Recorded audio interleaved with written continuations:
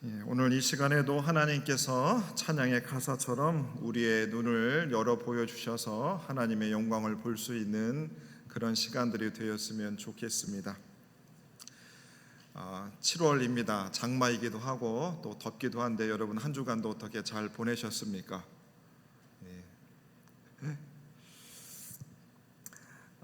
우리 섹스피어라고 하는 그 작가가 햄릿이라고 하는 작품을 썼습니다. 여러분 아마 한 번쯤은 들어보셨을 것입니다. 사느냐 죽느냐 그것이 문제로다. 그것이 바로 이 섹스피어가 작성한 햄릿에 나오는 문장입니다. 거기에 보면 햄릿의 2막에 보시면 우리 인간에 대해서 그가 칭송하는 내용들이 나옵니다. 제가 한번 읽어드립니다. 인간이란 얼마나 멋있는 걸작인가. 이성은 얼마나 고매하며 능력은 얼마나 무한한가.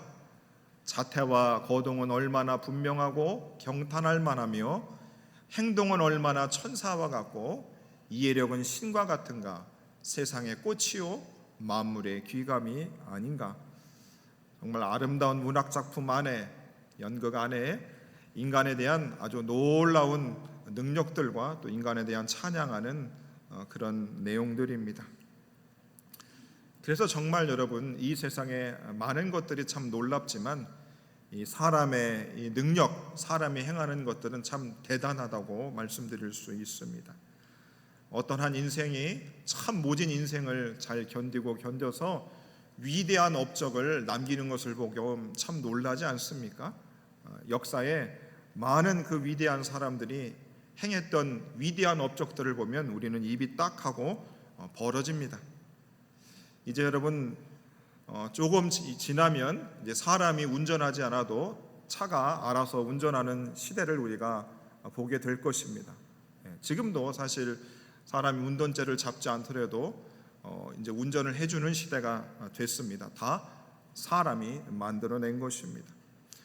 그뿐만이 아니고 이제 각종 많은 것들의 위대한 업적들을 그런 사람들이 만들어내는 걸 보며 사람들은 서로 스스로 경탄하고 놀라워합니다.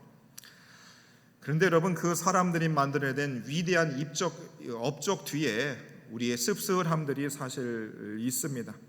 사람들이 내어놓은 위대한 업적 뒤에 정말로 어떤 이들의 많은 희생과 또 때로는 무고한 또 이유 없는 어려움과 또 고통을 겪기도 합니다. 오늘 이 시편 62편을 쓴 다윗은 그는 목동이요 또 하였고 그는 왕이기도 하였던 사람입니다. 소위 말하면 인생의 가장 낮은 자리에 처한 사람이기도 하고 가장 높은 자리에 처해보기도 한 사람입니다. 많은 경험을 했던 사람이 다윗입니다.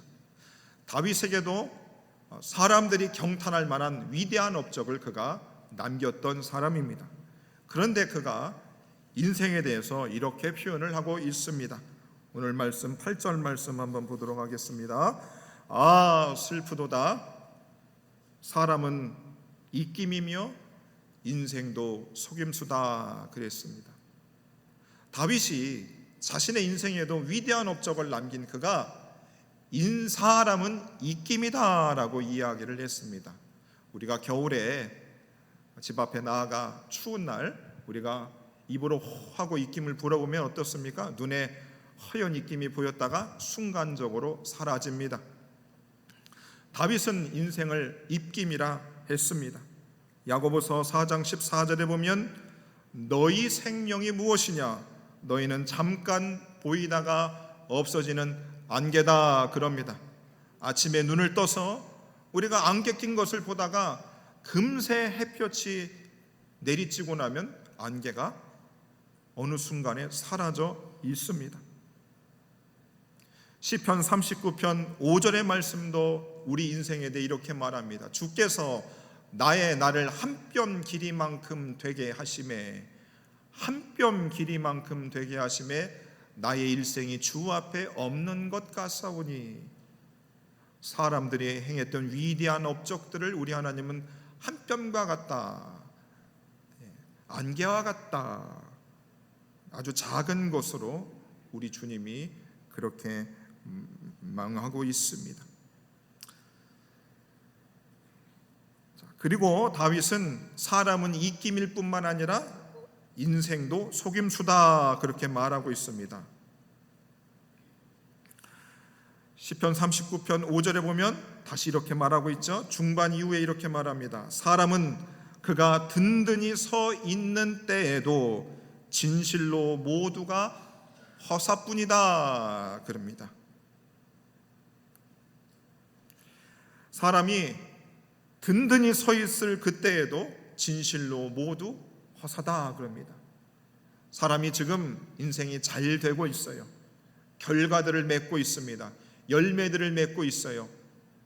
많은 업적들을 내고 있는 그때에도 진실로 모든 것이 허사다 성경은 말하고 있습니다. 시편 39편 6절에 보면 이렇게 말하죠. 진실로 각 사람은 그림자같이 다니고 헛된 일로 소란하며 재물을 쌓으나 누가 거둘는지 알지 못한다 말합니다. 사람들이 그림자같이 다니고 헛된 일로 소란하다 이렇게 말하고 있습니다. 여러분, 우리가 여러분의 삶이 얼마를 사셨든지 간에 여러분들이 열심히 노력해서 이룬 업적들과 결과들과 열매들이 있을 것입니다. 그런데 다윗이 뭐라고 그럽니까? 인생도 속임수와 같다, 속임수다라고 말하고 있습니다. 여러분들이 어떤 인생의 열매들을 맺고 나서 여러분 입술로 이런 탄식을 하신 적이 없습니까? 야, 인생이 정말 거짓말 같다. 내가 살아온 인생이 나를 속인 것 같다. 여러분, 그런 고백을 여러분 하신 적이 없습니까? 내가 긴 세월을 노력해서 이루은 이 업적이 정말로 기가 막히고 좋은 결과인 것 같은데 내가 무언가에 씌어서 한평생을 속아서 사는 듯한 인생이 정말 거짓말 같다라고 우리 입술에서 여러분 탄식해 보신 적은 없냐 이 말입니다. 인생을 내가 다 들여서 거기에 올인을 했는데 그 결과를 얻었는데 인생이 거짓말 같고 속임수 같다. 그런 고백을 우리가 할 때가 있다는 겁니다. 여러분, 그런 고백 해보셨습니까? 인생이 거짓말 같을 때, 인생이 정말 속임수와 같다, 내가 무언가에 정말 된통 속았다라는 그런 마음들을 여러분 가져본 적 없으십니까? 그래서 우리의 인생에 지우개가 있다면 우리가 지우고 싶을 때가 있을 것이고, 하지만 우리의 인생은 여러분 지울 것도 없고 남겨둘 것도 없습니다. 그것이 사람이고 우리의 인생이라고 오늘 다윗은 그가 우리에게 말해주고 있습니다. 여러분, 박물관이나 유적지를 가보십시오. 위대한 왕의 무덤을 여러분 가보신 적 없으십니까? 가보면 거기에 왕이 입었던 옷, 왕이 들었던 칼, 그가 먹었던 숟가락 다 금으로 만들었습니다. 그런데 그 위대한 업적을 남긴 왕조차도 그냥 무덤에 누워있을 뿐입니다. 그럴 때 우리의 마음속에 인생에게 속은 것 같고 시간에 속인 것 같고 우리가 누군가의 속임을 당한 듯한 마음을 우리가 갖는다 이 말입니다. 무슨 말이냐? 인생의 덧없음과 허무함을 우리가 고백하게 된다는 겁니다. 여러분, 우리가 예수를 믿고 살아가지만 우리의 마음이 항상 의미가 있고 은혜가 넘치고 찬양이 있고 내 인생이 하는 일들마다 하나님께서 참 너 의미 있구나, 너 참 잘하고 있구나, 거기에 항상 열매를 주시고 우리 안에 기쁨을 주시지만은 않습니다. 여러분, 목회자인 저에게도 때로는 강단에 서서 설교를 하거나 내가 목회 일을 할 때에 어떨 때는 내가 지금 이게 하는 것이 잘하는 건가, 어떨 때는 진이 빠질 때가 있고 허무하다고 하는 생각, 더덥다라는 생각이 들기도 합니다. 그것은 믿음 없음을 말하는 것이 아닙니다. 여러분들이 봉사를 열심히 하고 집에 돌아갔는데 갑자기 허무해질 때가 있지 않습니까? 내가 자녀를 뒷바라지를 열심히 했는데 그 자녀가 나한테 잘하는데도 내 마음속에 허전할 때가 있지 않습니까? 그 인생의 덧없음과 그 무상함을 오늘 다윗이 이야기하고 있는 것입니다.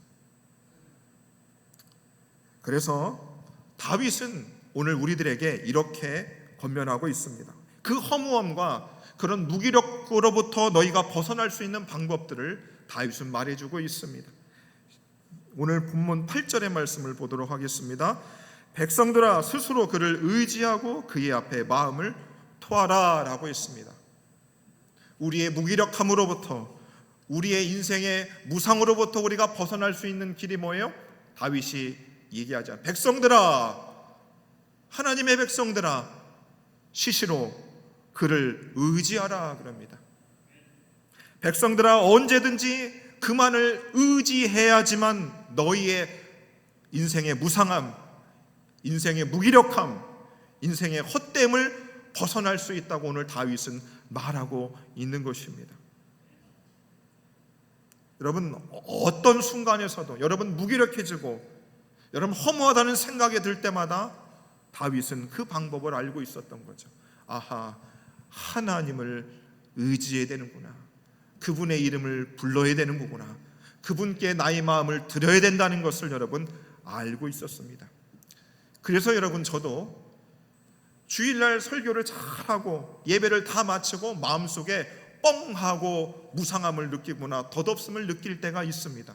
그럴 때 어떻게 하겠습니까? 빨리 내 마음을, 주님을 생각하고 내 마음을 그분께 기대는 방법밖에 없습니다. 그렇지 않으면 여러분 너무 무기력해지고 너무 마음이 허해져가지고 어쩔 줄을 모르겠습니다. 인생의 성공을 이루고 정점이 이룬 스포츠 스타들이나 연예인들이나 어떤 업적을 내린 사람들이 그 정점의 순간에서 목숨을 끊는 이들도 있습니다. 저는 이해가 갑니다. 사람이 이룬 업적들, 어떤 목적을 이루어서 큰 사람들의 성과를 이루었다 할지라도 거기에 인생의 덧없음과 무상함을 사람은 언제든지 경험할 수 있기 때문인 것입니다. 다윗은 그리고 언제든지 주님을 의지하고 그 다음에 뭐라고 그럽니까? 그 앞에 마음을 토하라 라고 말하고 있습니다. 속마음을 하나님께 털어놓아라 라고 말씀하고 있습니다. 여러분, 우리가 친구 만나지 않습니까? 여러분, 지금과 같은 시대에 마음을 털어놓고 속내를 다 이야기할 수 있는 사람, 그래서 여러분 주일 2부 예배를 드리는 것이 여러분 얼마나 중요한 줄 모릅니다. 여러분, 이 한 시간의 시간은 여러분의 인생 속에서 여러분 인생의 덧없음과 무기력함과 어려움을 느낄 때마다 바로 이 자리에 나와서 여러분의 깊은 속내를 누구한테요? 하나님 앞에 털어놓는 시간들이 되어야 하는 것입니다. 여러분, 엄태근 목사한테 속내 털어놓는다고 다 해결이 되겠습니까?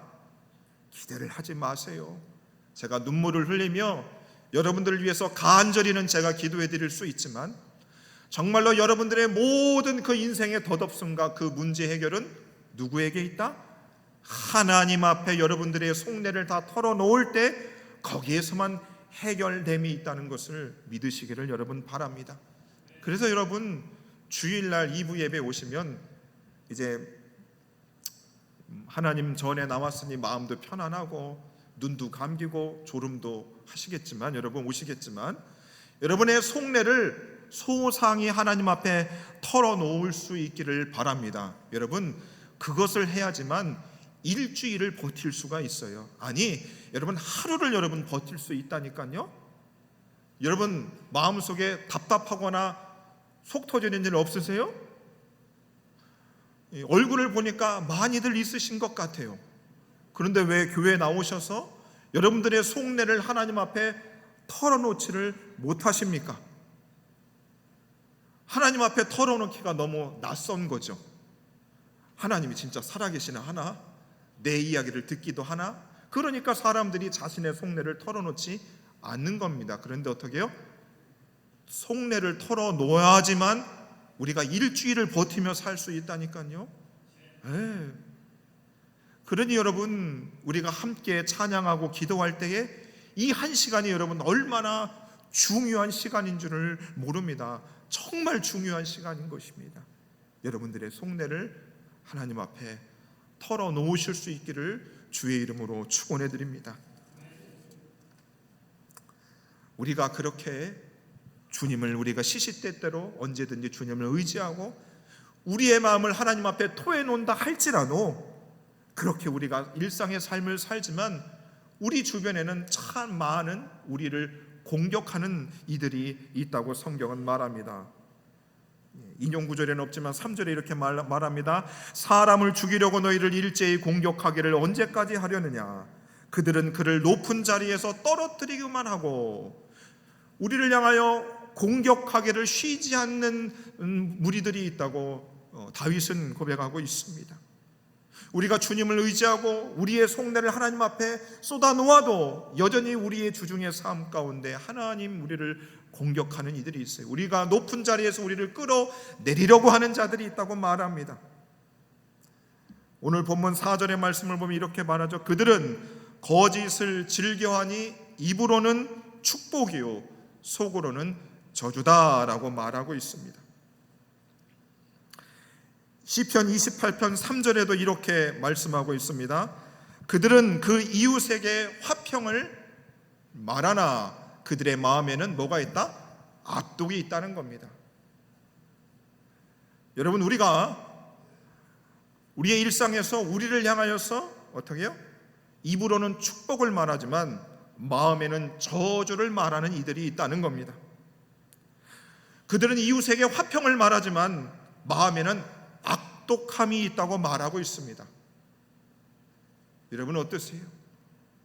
우리를 향해서 달콤한 말로 우리를 위하고 우리에게 평화를 전하고 우리에게 화평을 말하고 우리에게 축복을 말하지만 정작 시간이 흘러보니까 그의 속내를 나중 들어서 다 확인을 해보니까 그는 나를 향해서 좋지 못한 마음을 입고 나를 향해서 칼을 겨누고 있었고 나를 향해서 악독함을 그가 가지고 있었다라고 하는 것입니다. 어때요? 그럴 때마다 우리가 무슨 마음이 들어요? 인생이 정말 속임수와 같다. 인생이 정말 거짓말 같다라고 우리가 고백한다는 겁니다. 여러분 혹시 하나님을 향해서 여러분 그런 마음 가지신 적 있습니까? 하나님이 내게 분명히 성경책에 축복하시고 나를 사랑하신다고 말씀하셨는데 나의 인생에 하나님이 저주를 내리시는 것만 같고 나에게 고통을 주시는 것과 같은 여러분 그런 마음을 가지실 때 없으셨어요? 여러분 사람들이 나를 향해서 축복을 말하고 나를 위하는 말을 했지만 여러분 나를 향해서 칼을 들고 나를 향해서 거짓을 말하고 나를 향해서 저주를 퍼부었던 여러분 그런 것들을 여러분 경험해 보시지 않았습니까? 한 번도 안 당해 보셨나 보군요.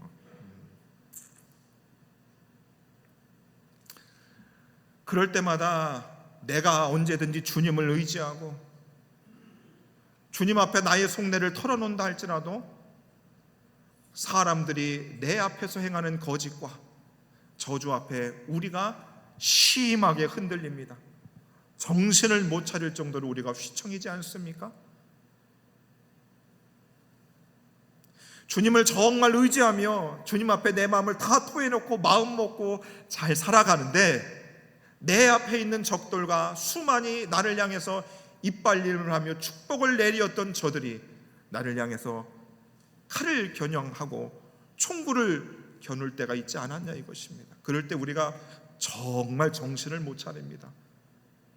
흔들려서 일어나지를 못합니다. 주저앉아서 무언가를 할 수가 없다 이 말입니다. 예수를 믿고 그분을 의지하며 그분 앞에 나의 속내를 털어놔도 우리의 인생이 송두리째 흔들리는 그때가 있습니다. 우리가 흔들리지 않고 우리가 휘청이지 않고 우리가 여전히 단단히 우리가 인생길을 걸어가려면 우리가 어디에 있어야 있는가? 흔들리는 우리가 반석 위에 세워져 있어야 되는 거죠. 우리가 흔들리지 않는 단단한 곳에 우리가 서 있어야 우리가 흔들리지 않고 휘청이지 않을 수 있는 것입니다. 나를 든든히 세워주는 반석이 우리에게 필요하다는 것입니다. 아까 찬송 488장을 불렀습니다. 이 몸의 소망 무언가 우리 주 예수뿐일세. 우리 주 예수밖에는 믿으리 아주 없도다. 주 나의 반석이시니 내가 그 위에 설 것이다. 여러분 어떠세요? 주 나의 반석이시니 내가 그 위에 서 있을 때에만 여러분 우리의 인생이 더 이상 흔들리지 않고 요동하지 않고 우리가 넘어지지 않을 수 있다는 것입니다. 우리 인생을 지탱해주는 여러 가지 것들이 있죠. 어떤 사람들은 자식이 내 인생을 지탱해 줄 줄 알고 자식한테 모든 것을 다 겁니다. 근데 여러분, 자식이 우리의 인생을 지탱해 주지 못합니다. 오히려 짐이 될 수 있어요. 자녀들이. 나의 배우자가 여러분 인생을 지탱해 주는 존재가 됩니까? 누가 먼저 갈지 모릅니다. 여러분, 돈이 나의 인생을 지탱해 줄 줄 알고 그 돈을 위하여 살아가는 사람, 돈이 나를 지탱해 줍니까? 돈이 많이 있으면 빼앗으려는 사람이 너무 많습니다. 그래서 너무 돈 많이 가질 생각하지 마세요. 있는 분들은 좀 나눠주세요.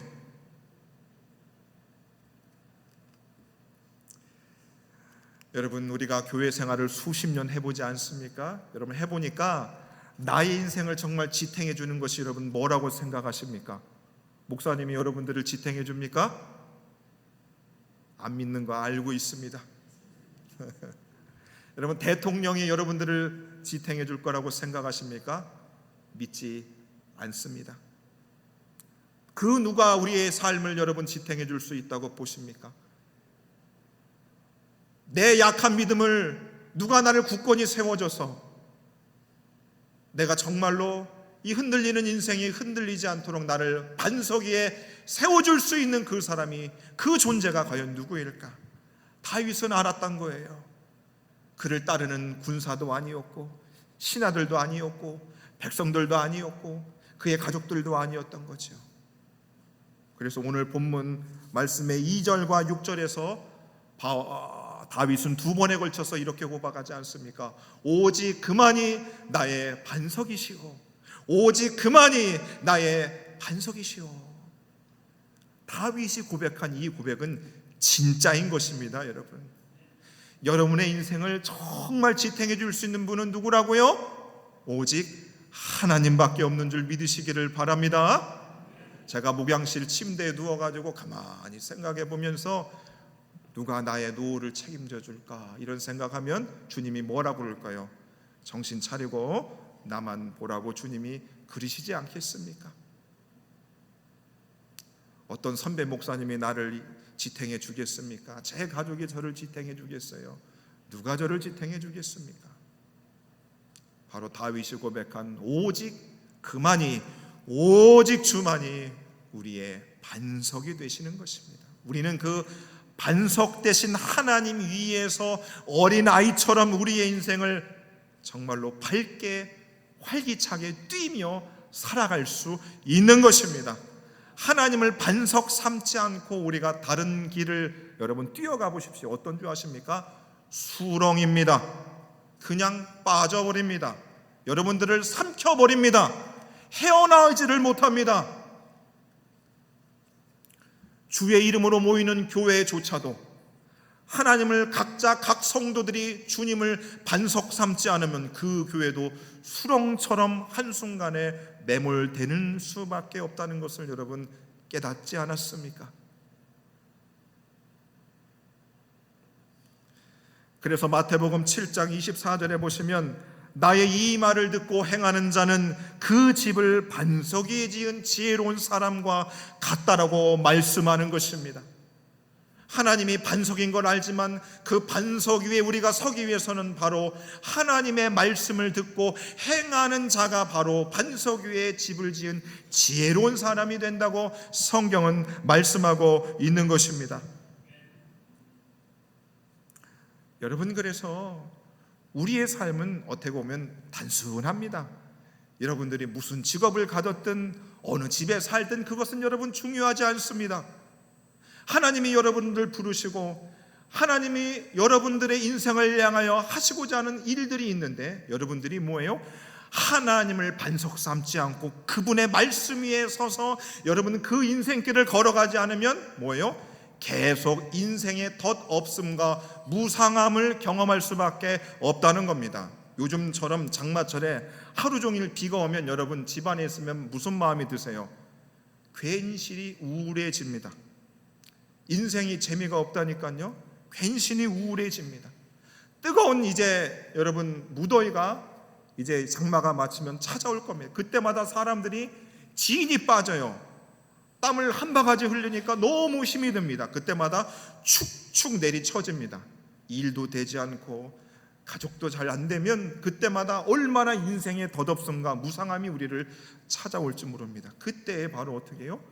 하나님이 반석 되심을 믿지 않고서는 우리는 계속해서 우리의 입에서 한숨만 내실 뿐이시고 우리의 마음에 계속해서 무너지는 소리만 날 수밖에 없다는 것입니다.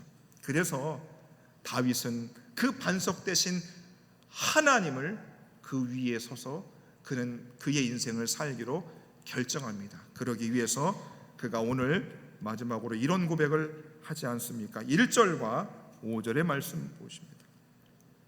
나의 영혼이 잠잠히 하나님만 바라며 나의 구원이 그에게서 나온다, 그런 것입니다.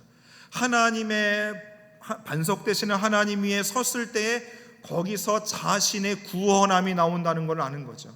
어디에서도 그는 죽을 수밖에 없지만 반석 되신 하나님 위에서 자신을 살려내시고 자신에게 생명을 주시는 그 하나님을 그가 경험하는 겁니다. 그러기 위해서 내 영혼아, 나의 영혼이 잠잠히 하나님을 바라보겠다라고 그가 고백합니다.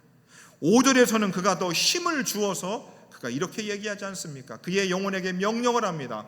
내 영혼아, 잠잠히 하나님만 바라라 라고 다윗은 스스로에게 그가 고백하면서 자신의 인생을 향하여서 그는 선포하고 있는 것입니다. 오직 내 영혼아 하나님만 바라볼 때에만 거기에 뭐가 있다고요? 소망이 나온다는 것을 다윗은 깨닫게 된 것입니다. 그래서 다윗은 하나님이 내 꿈과 비전이 된다고 그는 고백할 수밖에 없었던 것입니다. 사랑하는 에덴의 모든 성도님들이요, 여러분 올해 우리 교회 표어가 오직 주만 바라보나이다 입니다. 전반기를 마치고 하반기를 우리가 시작하였습니다. 하나님께서 주시는 예언과 꿈과 환상을 받으시고 여러분 열심히 한 주간의 삶을 살아가셨을 것입니다. 그런데 여러분 어떠세요? 정말로 지치고 덧없고 힘들고 포기하고 싶을 때가 여러분 많을 것입니다. 오늘 다시 이 말씀을 통해서 하나님만을 우리의 반석 삼고 여호와를 잠잠히 그분만을 하나님을 바라보는 저와 여러분들이 되셔서 우리의 인생을 수렁에 빠지지 않고 하나님이 계획하시고 원하는 그 길로 우리를 든든히 서나가게 하실 수 있는 그런 은혜들이 저와 여러분들에게 있기를 주의 이름으로 축원해 드리겠습니다.